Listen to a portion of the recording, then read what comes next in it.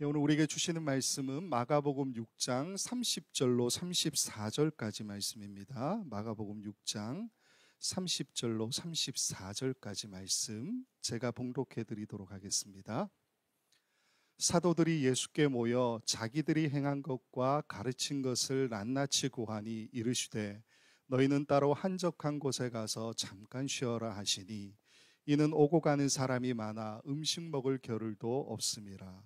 이에 배를 타고 따로 한적한 곳에 갈새 그들이 가는 것을 보고 많은 사람이 그들인 줄 안지라. 모든 고을로부터 도보로 그곳에 달려와 그들보다 먼저 갔더라. 예수께서 나오사 큰 무리를 보시고 그 목자 없는 양 같음으로 인하여 불쌍히 여기사 이에 여러 가지로 가르치시더라. 아멘.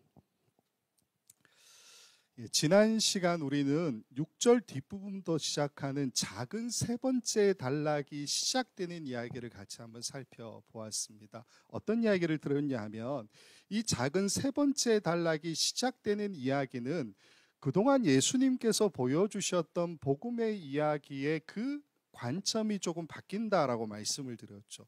예수님께서 사역하셨던 그동안의 모습과는 다르게 이 세 번째 단락부터는 새로운 예수 공동체와 제자들의 성장에 초점 맞추어진 이야기가 시작된다라는 거예요. 그리고 그 첫 이야기로 우리가 무엇을 살펴보았느냐?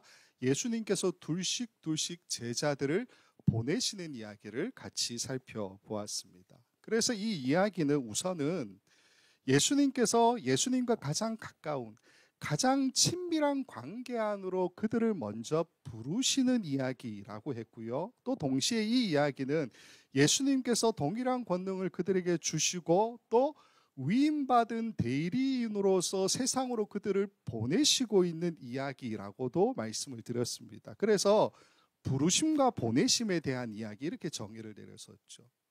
즉 이 부르심과 보내심의 이야기라고 하는 것은 어떤 것을 우리에게 말해주냐면 예수님께서 제자들 사이에서 그들과 함께 부대끼면서 그들의 아픔을 함께 공감하고 문제들을 해결해 나가셨던 것처럼 이제 제자들이 어떻게 하라는 겁니까? 친밀한 관계 안에 들어와서 예수님께서 그들을 보내시는데 이제는 어떻게 하라고요? 세상 속에서 사람들과 함께 어울리라고요. 도망가지 말고 세상 속으로 들어가서 그들과 부대끼면서 그들의 문제를 함께 아파하고 그 문제를 함께 해결하면서 복음을 전하라라고 그들을 부르시고 보내신 공동체라는 거예요. 그게 지난 시간 우리가 함께 살펴본 거고요. 이렇게 부르심과 보내심에 합당하게 살아가는 우리를 통해 누가 드러난다라고 말씀을 드렸습니까? 다른 게 드러나는 것이 아니고 예수 그리스도만 드러나게 되어 있다라는 것을 말씀을 드렸었습니다. 자, 오늘 본문의 이야기는 제가 앞부분만 함께 읽었고요. 뒷부분에 있는 내용은 오병이어의 사건입니다. 내용은 저희가 잘 알기 때문에 말씀으로 함께 읽지는 않았지만 기독교인이 아니어도 오병이어에 관한 이야기는 굉장히 잘 알고 있는 이야기이죠. 근데 사실 이 오병이어의 이야기 바로 이전에 세례 요한이 죽는 이야기가 먼저 나와 있습니다. 그런데 이걸 살펴보지 않고 지금 오병이어의 이야기를 먼저 보는 이유가 뭐냐면 두 가지입니다. 첫 번째는 불투만이나 헨첸 같은 신학자들이 이런 이야기를 합니다. 어떤 이야기냐면 세례 요한의 죽음에 관한 이야기는 일종의 전설과 같은 이야기다 이렇게 표현하고 있어요. 이게 무슨 말이냐면요. 당시 유대 사회에서 중요하게 다루고 있었던 것이 뭐냐면 유대교의 법전인 미시나 혹은 탈무드 이런 것들이 중요했잖아요. 근데 거기에 보면 어떤 내용이 있냐면 로마 제국이 유대교를 탄압할 때에 종교적인 신념을 지키기 위해서 죽음을 맞이하기까지 저항했던 사람들의 이야기가 있습니다. 그 이야기를 뭐라고 부르냐면은 유대적 순교 기사 이렇게 불러요. 근데 탈무드나 미시나 같은 데에 유대적 순교 기사가 많이 나오는데 오늘 본문 앞에 있는 세례 요한의 이야기가 이 유대적 순교 기사하고 굉장히 많이 닮아 있는 내용이라는 거예요. 그런데 또 하나 역사적으로는 그 배경을 찾아볼 만한 자료들이 없다라고 이야기합니다. 그렇기 때문에 불투만이나 헨첸 같은 신학자들이 세례 요한의 죽음에 관해서는 일종의 전설 같은 이야기가 아니냐라는 관점으로 이야기를 하고 있다라는 거예요. 두 번째는 본문의 편집을 우리가 좀 볼 필요가 있는데, 오늘 본문 오병이어의 이야기는 세례 요한의 죽음 다음에 있긴 하지만 이야기가 연결되고 있는 것은 예수님께서 둘씩 제자들을 보내신 사건하고 서로 연결되는 이야기다라는 겁니다. 말씀으로 볼게요. 마가복음 6장 12, 13절과 30절을 보면 이렇게 되어 있습니다. 제자들이 나가서 회개하라 전파하고 많은 귀신을 쫓아내며 많은 병자에게 기름을 발라 고치더라.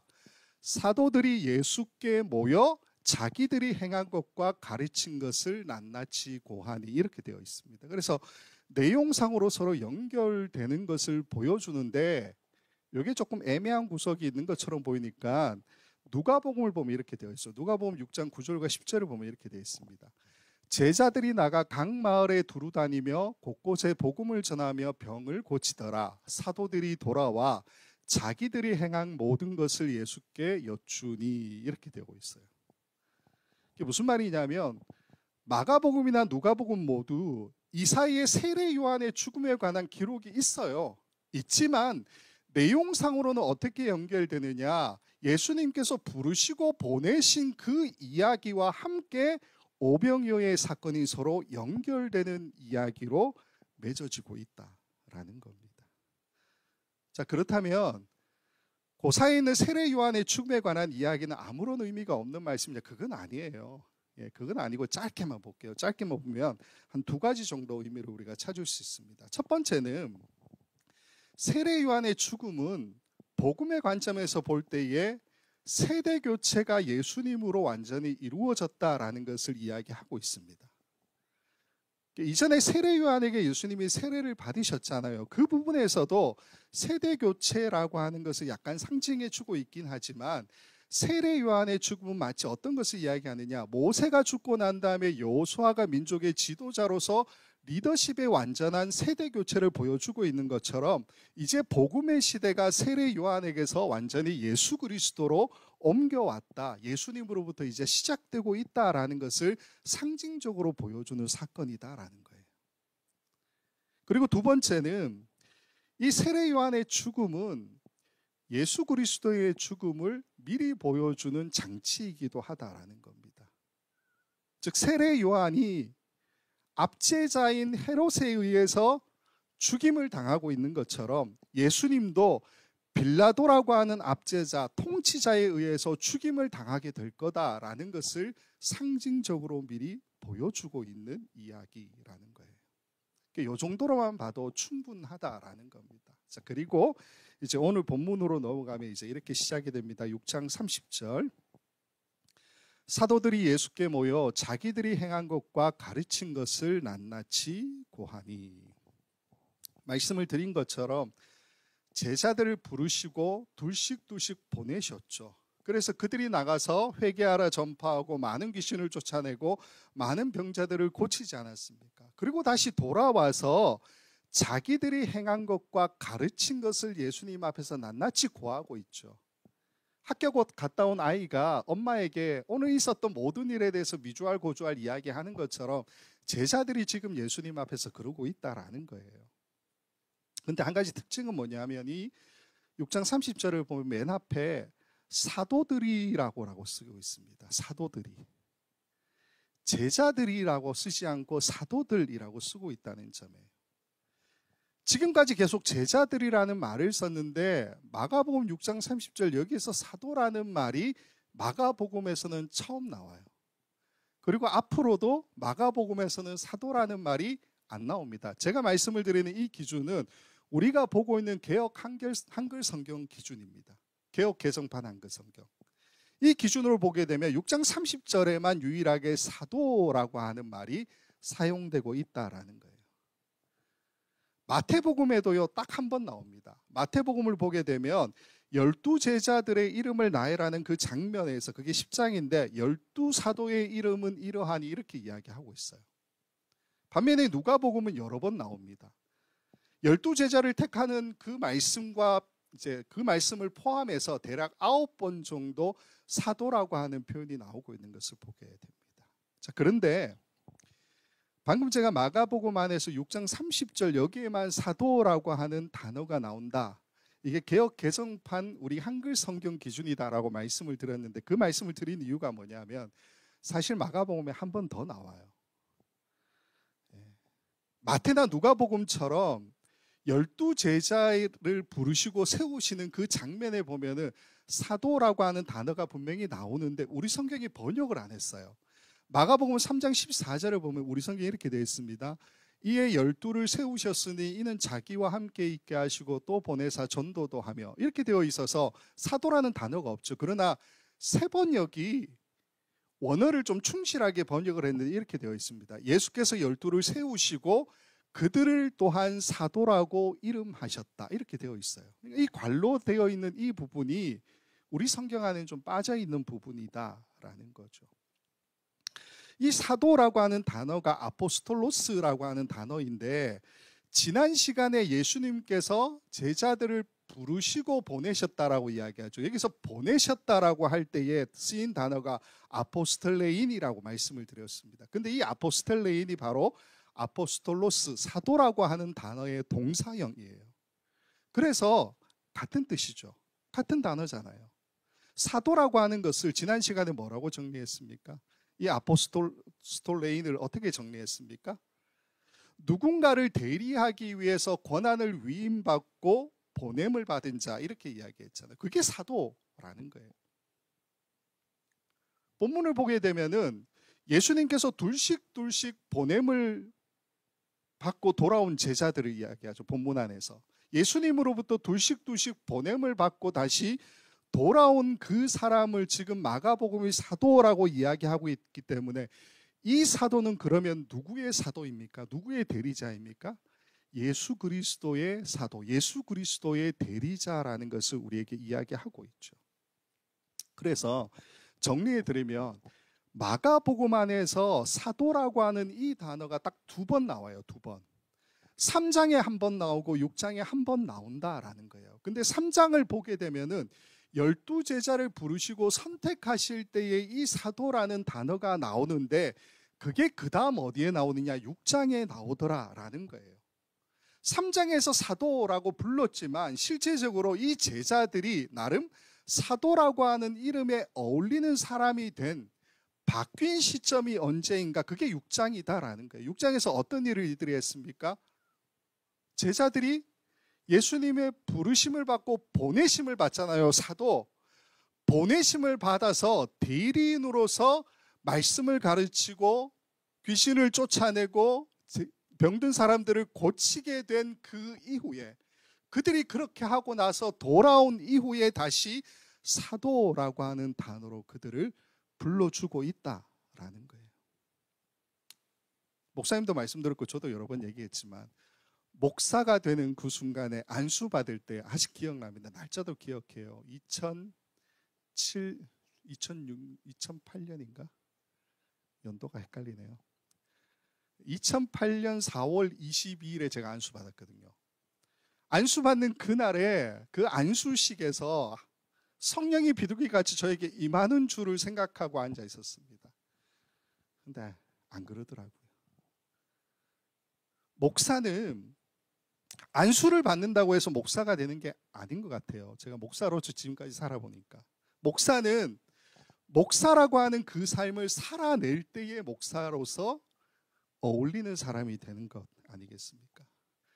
대통령이 자리만 차지하고 앉아있다 해서 대통령이 되는 것이 아니라, 대통령으로서의 행동과 품격이 나타날 때의 정상으로서 한 나라를 대표하는 사람이 되는 거잖아요. 마찬가지로 제자들 역시 어떻게 했습니까? 예수님과 동일하게 회개하라 전파하고 많은 귀신을 쫓아내고 많은 병자를 고치게 되니까 그제서야 마가복음에서 다시 이들을 사도라고 불러주고 있더라라는 겁니다. 이게 우리에게 중요한 이야기라는 거죠. 자, 이렇게 사도로 불리는 이 제자들이 예수님께 돌아와서 미주알 고주알 자신들에게 있었던 그 일들을 모두 다 예수님께 아뢰더니 예수님께서 이렇게 반응하시죠. 마가복음 6장 31절부터 33절입니다. 이르시되 너희는 따로 한적한 곳에 가서 잠깐 쉬어라 하시니, 이는 오고 가는 사람이 많아 음식 먹을 겨를도 없음이라. 이에 배를 타고 따라 한적한 곳에 갈새 그들이 가는 것을 보고 많은 사람이 그들인 줄 안지라. 모든 고을로부터 도보로 그곳에 달려와 그들보다 먼저 갔더라. 오고 가는 많은 사람 때문에 음식 먹을 겨를도 없는 것을 보시고 예수님께서 어떻게 이야기하십니까? 너희는 따라 한적한 곳에 가서 잠깐 쉬어라. 그러고는 직접 제자들을 데리시고 한적한 곳으로 가시죠. 근데 많은 사람이 예수님과 제자들을 알아보고서 오히려 어떻게 합니까? 도보로 막 먼저 달려가서 그 한적한 곳에서 미리 기다리고 있었다라는 거예요. 그래서 읽지는 않지만 34절에 보면 어쩔 수 없이 예수님께서 그들에게 여러 가지로 가르치셨다라고 되어 있습니다. 그러다가 날이 저물게 되자 제자들이 예수님께 이렇게 제안합니다. 마가복음 6장 35절 36절. 때가 저물어 가매 제자들이 예수께 나와 여짜오되 이곳은 빈들이요 날도 저물어 가니 무리를 보내어 두루 촌과 마을로 가서 무엇을 사 먹게 하옵소서. 이 제안을 예수님이 들었는데 예수님의 대답이 좀 황당해요. 37절 앞부분을 보면 이렇게 되어 있습니다. 대답하여 이르시되 너희가 먹을 것을 주라 하시니. 오병이어 사건의 맨 마지막인 44절을 보게 되면은 5,000명이라고 하는 사람이 나와요. 남자 수만 세었다 우리가 그렇게 해석하잖아요. 남자 수만 세어도 5,000명인데 그 많은 사람들에게 너희가 먹을 것을 주라라고 말씀하시는 이 예수님의 이야기가 가능할까요? 불가능하죠. 그래서 제자들이 어떻게 대답하느냐? 이 사람들 다 먹이려면요 200데나리온치 음식을 사도 부족합니다라는 대답을 해요. 그랬더니 예수님께서 제자들에게 이런 말씀을 하십니다. 6장 38절 앞부분. 이르시되 너희에게 떡 몇 개가 있는지 가서 보라 하시니. 제자들이 그래서 가서 보니까 보리떡 5개하고 물고기 2마리가 있었다. 요한복음을 참고하면 이게 한 아이의 도시락이었다라고 이야기하죠. 그걸 제자들이 가져왔다라는 겁니다.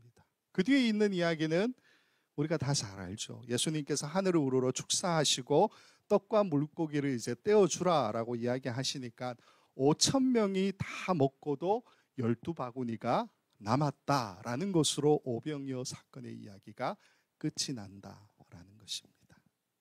자, 무슨 말씀을 함께 나누길 원하느냐 하면요. 우리들 대부분은 이 오병이어 사건을 가지고 어떤 이야기를 하고 있느냐. 예수님께서 보잘것없는 보리떡 5개하고 물고기 2마리로 5,000명이나 먹이셨다. 이 사건은 예수님께서 기적을 보여주심으로 자신이 메시아다라는 것을 증명하신 사건이다. 이렇게 해석하죠. 틀렸다는 건 아니에요. 아니면 보리떡 5개 물고기 2마리가 요한복음을 보게 되면 한 아이의 도시락이었지 않습니까? 그래서 예수님이 기적을 행하시려면 준비물이 필요하다는 거예요. 우리가 우리 것을 내어드려야지만 예수님께서 기적을 행하실 수 있는 것이 아니냐. 우리 것을 내어드리는 그 결단이 우리 삶에 있어야 한다. 이런 이야기를 이 말씀을 가지고 나누지 않습니까? 근데 이게 최선일까요? 저는 말씀을 보면서 한 가지가 더 눈에 들어왔습니다. 오병이어 사건 가운데 우리가 초점 맞추어야 될 부분은 오병이어 사건이 본격적으로 일어나기 바로 직전에 있는 말씀이에요. 그게 34절인데 이 34절 때문에 오병이어 사건이 일어났다고 해도 과언이 아닙니다. 34절에 이렇게 되어 있습니다. 예수께서 나오사 큰 무리를 보시고 그 목자 없는 양 같음으로 인하여 불쌍히 여기사. 배 타고 제자들하고 한적한 곳으로 갔는데 사람들은 도보로 뛰어서 예수님보다 먼저 거기에 있었다는 거잖아요. 한적한 곳에 사람들이 몰려 있었다는 거예요. 예수님께서 나오세요. 여기서 나오사라고 하는 그 앞에 보면 사실은 배에서 나오사라는 겁니다. 배에서 나오셔서 큰 무리를 보셨는데 그들이 목자 없는 양 같음이 불쌍해 보이셨다라는 거죠. 마가복음은 이 34절이 오병이어 사건이 일어난 동기라고 이야기해요. 예수님께서 큰 무리를 보시고 그 목자 없는 양 같음으로 인하여 불쌍히 여기신 것, 그게 오병이어 사건의 동기라고요. 불쌍히 여기셨다라고 하는 말은 마태복음에도 나옵니다. 근데 마가복음에만 그 목자 없는 양 같음으로 인하여 불쌍히 여기사 이렇게 되어 있습니다. 목자 없는 양이라는 말은 주로 구약에서 이스라엘을 비유할 때에 사용하는 표현이죠. 이사야서 말씀을 보면 이런 말씀이 있습니다. 이사야서 34장 2절과 5절 말씀입니다. 인자야 너는 이스라엘 목자들에게 예언하라. 그들 곧 목자들에게 예언하여 이르기를 주 여호와께서 이같이 말씀하시되 자기만 먹는 이스라엘 목자들은 화 있을진저 목자들이 양떼를 먹이는 것이 마땅하지 아니하냐. 5절 목자가 없으므로 그것들이 흩어지고 흩어져서 모든 들짐승의 밥이 되었도다. 이사야서의 말씀을 따르면 이스라엘의 목자가 없는 것이 된 것, 이스라엘이 목자 없는 양이 된 것은 누구의 책임입니까? 이스라엘 목자들 책임이죠.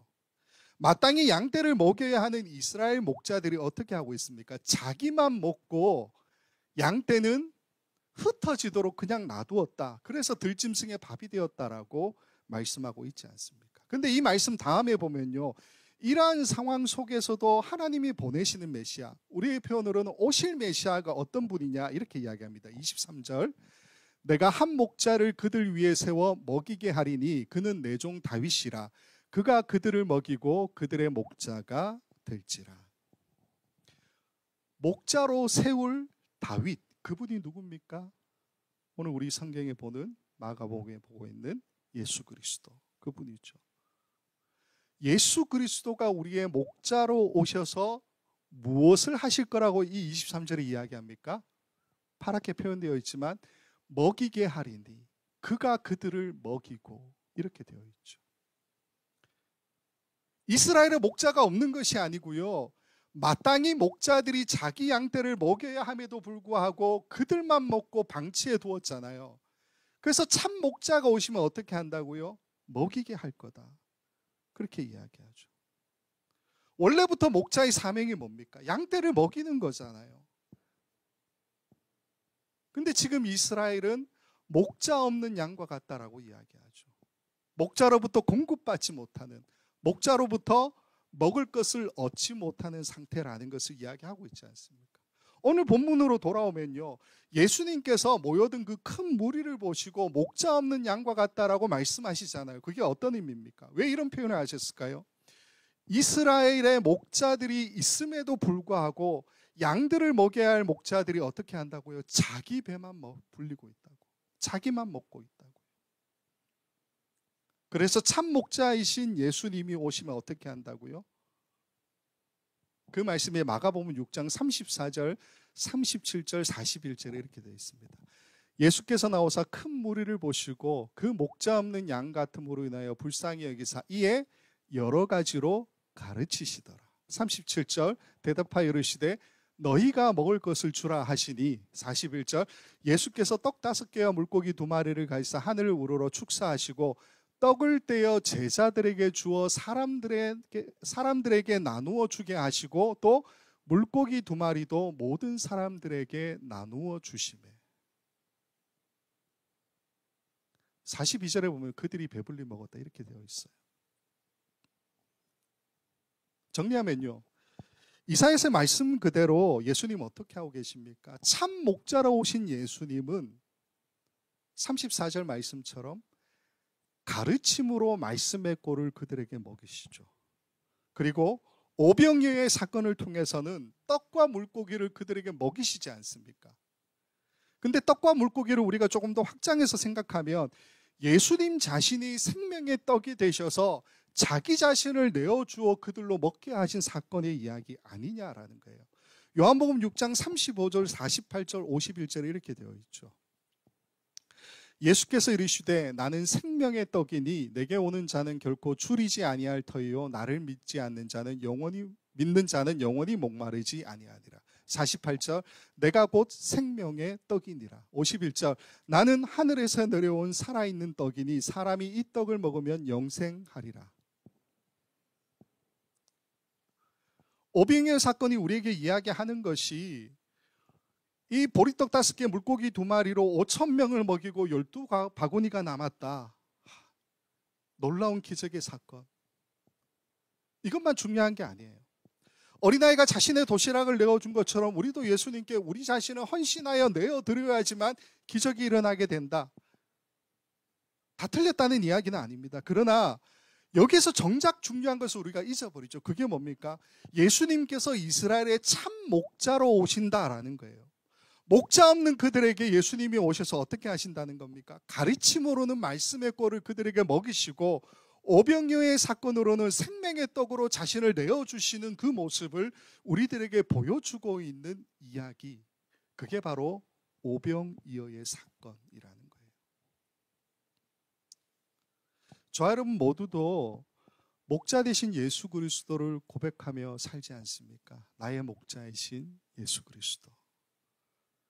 그렇다면 목자 되신 예수님께서 나에게 먹이시고 있는 꼴은 과연 무엇일까요? 목사님의 설교, 순모임에서 함께 나누는 것, 그것도 중요하죠. 그러나 그것뿐이냐라는 겁니다. 사도행전을 보면 이런 말씀이 있습니다. 사도행전 2장 42절부터 47절, 우리가 잘 아는 말씀입니다. 그들이 사도의 가르침을 받아 서로 교제하고 떡을 떼며 오로지 기도하기를 힘쓰니라. 사람마다 두려워하는데 사도들로 말미암아 기사와 표적이 많이 나타나니 믿는 사람이 다 함께해서 모든 물건을 서로 통용하고 또 재산과 소유를 팔아 각 사람의 필요를 따라 나눠주며 날마다 마음을 같이하여 성전에 모이기를 힘쓰고 집에서 떡을 떼며 기쁨과 순전한 마음으로 음식을 먹고 하나님을 찬미하며 또 온 백성에게 칭송을 받으니 주께서 구원받는 사람을 날마다 더하게 하시니라. 4장에도 같은 말씀이 있죠. 4장의 이야기는 뭐냐 하면 초대교회 성도들이 함께 모여서 기도하고 난 이후에 이렇게 이어지는 말씀입니다. 4장 31절 32절 빌기를 다하며 모인 곳이 진동하더니 무리가 다 성령이 충만하여 담대히 하나님의 말씀을 전하니라. 믿는 무리가 한 마음과 한 뜻이 되어 모든 물건을 서로 통용하고 자기 재물을 조금이라도 자기 것이라 하는 이가 하나도 없더라. 우리가 이상적으로 생각하는 교회의 모습은 여기 나오는 4장과 2장의 이 말씀 아니겠습니까? 우리의 참 목자이신 예수님께서 우리에게 먹이시는 꼴은 한 치 앞도 분간하지 못하고 목자 없이는 생존할 수 없는 그 양떼 같은 우리가 어떻게 되는 거예요? 사도행전 2장과 4장을 보면 서로가 서로를 가르치고 서로가 자기의 것을 나누는 그 모습 아닙니까? 예수님께서 참 목자가 되셔서 우리에게 먹이시는 꼴이 이 기적을 통해서 예수님을 메시아로 인정하라, 기적을 위해서 너의 것을 내어놓아라, 그 헌신을 강요하는 말씀이 아니에요. 사실은 무엇을 이야기하느냐? 우리가 기적 그 자체가 되는 것을 우리에게 말해주고 있다는 겁니다. 참 목자이신 예수님께서 분명히 먹이시지만 말씀의 꼴을 먹이시고 자기 자신이 생명의 떡이 되셔서 오병이어를 먹이시지만 그것이 우리를 통해서는 어떻게 이루어지는 겁니까? 사도행전 말씀을 보면은 서로 가르치고 서로 함께 나누는 것을 통해서 함께 먹여주는 것으로 통해서 나타난다라고 하는 것을 우리에게 보여주고 있지 않느냐라는 겁니다. 그래서 아마도 오늘 이 오병이어 사건의 말씀을 보면요, 이 오병이어의 공동체, 즉 서로가 가르침과 떡을 떼어서 먹여주는 이 모습이 연출되기 위해서 예수님께서 어떻게 하시느냐, 때로 모으시는데 50명 단위, 100명 단위로 사람들을 모으세요. 그렇게 앉추셨다라고 말씀되어져 있습니다. 너무 많아도 너무 적어도 사실은 서로 가르치고 서로 나누어 주는 것이 힘들기 때문이겠죠. 그리고 말씀을 보면 예수님께서 직접 음식을 나눠주신 것이 아니고요, 제자들로 오병이어를 나누게 하시지요. 이것 또한 어떤 것을 이야기하겠습니까? 제자들로 서로 꼴을 먹여주는 공동체를 먼저 경험하게 하신 것이 아니냐라는 겁니다. 그리고 남은 것이 12바구니가 넘쳤다 이렇게 이야기하는 것 역시 어떤 것을 우리에게 이야기합니까?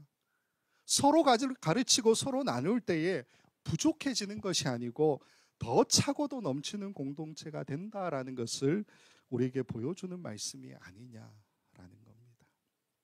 사랑하는 성도 여러분, 우리 모두는 예수 그리스도를 참 목자로 인정하고 고백하는 사람들이죠. 그렇다면 참 목자가 되시는 예수님께서 주시는 그 꼴을 먹으시는 여러분 되시기를 바랍니다.